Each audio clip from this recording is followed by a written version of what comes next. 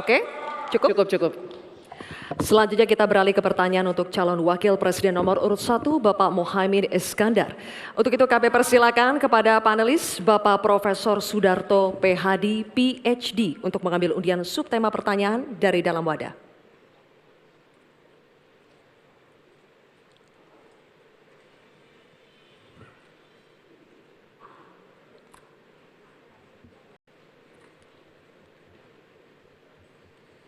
Mohon tunjukkan kepada hadirin dan juga kepada kami. Subtemanya adalah desa. Baik.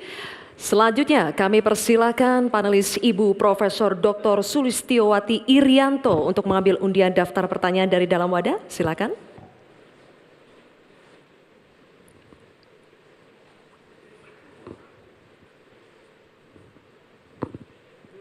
Mohon ditunjukkan ke hadirin dan kepada kami. Huruf A. Baik, subtema desa huruf A. Amplopnya masih dalam keadaan tersegel, Bapak. Saya akan buka amplopnya dan kami ingatkan kembali kepada calon wakil presiden untuk mendengarkan pertanyaan dengan seksama karena pertanyaan hanya akan kami bacakan satu kali. Pertanyaan untuk calon wakil presiden nomor urut 1 Bapak Muhaimin Iskandar. Desa adalah daerah yang cenderung ditinggalkan warganya. Dampaknya desa makin kehilangan sumber daya manusia potensialnya. Pertanyaannya, bagaimana kebijakan dan strategi paslon agar warga desa lebih berminat untuk tinggal dan membangun desanya? Bapak Muhaimin, waktu Anda menjawab 2 menit dimulai saat Anda berbicara. Silakan.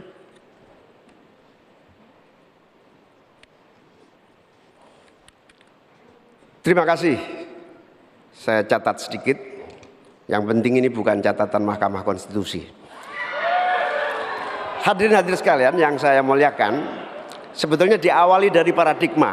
Paradigma pembangunan kita itu apa? Dulu kita gagal zaman Orde Baru karena kita membangun dari atas. Dengan pembangunan desa, kita membangun dari bawah. Dengan pembangunan dari bawah, kita yakin akan tumbuh kehidupan kemasyarakatan, ekonomi, sosial, budaya yang akan terus terjaga dan lestari. Oleh karena itu, sejak kita mengawali undang-undang pembangunan desa yang diikuti dengan penerapan dana desa yang terus meningkat dari tahun ke tahun, akan terbangun infrastruktur dan transformasi desa dari desa tertinggal menjadi desa maju dan mandiri. Hari ini sudah 13.000 desa yang tertinggal menjadi desa sudah menjadi desa maju, desa mandiri, sekarang tinggal 4.000 saja. Ini bukti bahwa infrastruktur kita berjalan baik, dana desa terlaksana dengan baik, sehingga masyarakat desa semakin kerasan.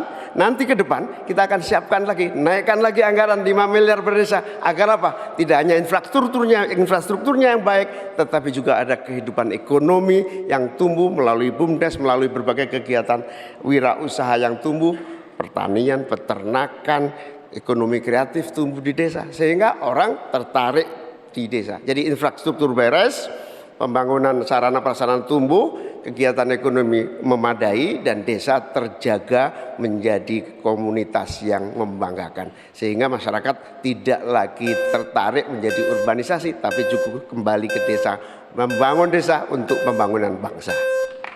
Baik, terima kasih. Waktu habis. Terima kasih.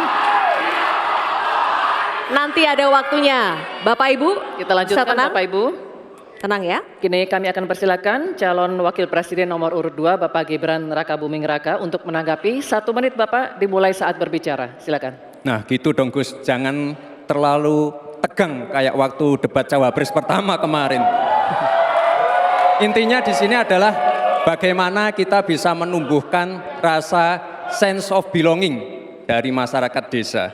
Saya pernah ke Mojokerto, di situ ada desa wisata nomor 1 se-Indonesia. Kemarin dapat penghargaan dari Pak Sandiaga Uno. Intinya adalah ini adalah desa wisata dibangun dengan crowdfunding.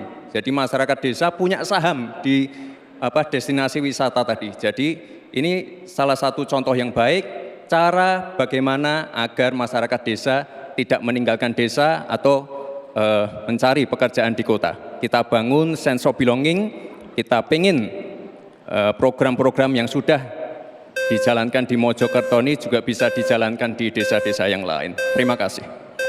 Baik, waktunya masih cukup Pak Gibran? Oke. Nanti ada waktunya. Bapak Baik. Ibu, cukup? Pak, Bapak, Nanti ada cukup? waktunya, kita Cukup. lanjutkan ya. Terima kasih. Tenang ya, lanjutkan. kita lanjutkan ya. Kita akan persilakan Tenang sekarang ya. calon wakil presiden nomor urut 3, Bapak Mahfud MD untuk menanggapi. Waktunya 1 menit, Pak Mahfud dimulai saat berbicara, silakan. Bapak Cawapres, Bapak Muhaimin Iskandar, calon presiden kami, Bapak Ganjar Pranowo, punya catatan menarik tentang apa yang dilakukan untuk mengatasi hal yang tadi ditanyakan.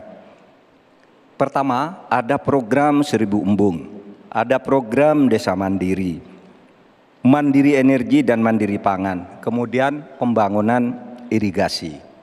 Lalu di daerah istimewa Yogyakarta ada satu daerah Panggung Harjo namanya, desa Panggung Harjo itu dikenal sangat maju, koperasinya jalan, irigasinya jalan, UMKM-nya jalan, dikelola oleh desa itu dengan baik. Nah masalahnya sekarang sebenarnya ada pepatah, deso mowo coro, negoro mowo toto. Ini yang di daerah-daerah lain tidak jalan. Negara terlalu intervensi ke desa dalam soal-soal administratif. Terima kasih. Terima kasih Pak Mahfud. Kini kita akan kembali ke calon wakil presiden. Kita akan kembali ke calon wakil presiden nomor urut 1, Bapak Muhaimin Iskandar. Kami persilakan untuk merespon tanggapan dari cawapres nomor urut 2 dan 3 yang telah diberikan. Waktunya 1 menit, Bapak. Silakan. Ya, apa yang disampaikan Pak Gibran lebih dari upaya kita untuk menggerakkan ekonomi daerah sehingga tumbuhlah growth, tumbuhlah daya tarik. Yang lebih penting dari itu adalah desa ini harus terus diberi fasilitas insentif untuk lebih maju. Oleh karena itu, keinginan saya menambah anggaran desa minimal 5 miliar buat desa lebih maju lagi itu betul-betul keinginan untuk mempercepat pertumbuhan ekonomi dan SDM di tingkat desa. Begitu juga yang disampaikan Pak Mahfud tadi, bahwa kearifan masyarakat desa ini harus terus dijaga. Seluruh tata kelola yang tumbuh dari kultur yang kuat ini harus dijaga betul, bahkan menjadi kekuatan daya tarik wisata, bisa menjadi juga ekonomi kreatif yang kita pasarkan ke berbagai daerah di tiap-tiap desa. Makanya sekarang tumbuh desa wisata di mana-mana, tumbuh ekonomi kreatif yang muncul dari desa. Baik, Bapak Muhaimin, waktu Anda habis. Terima kasih.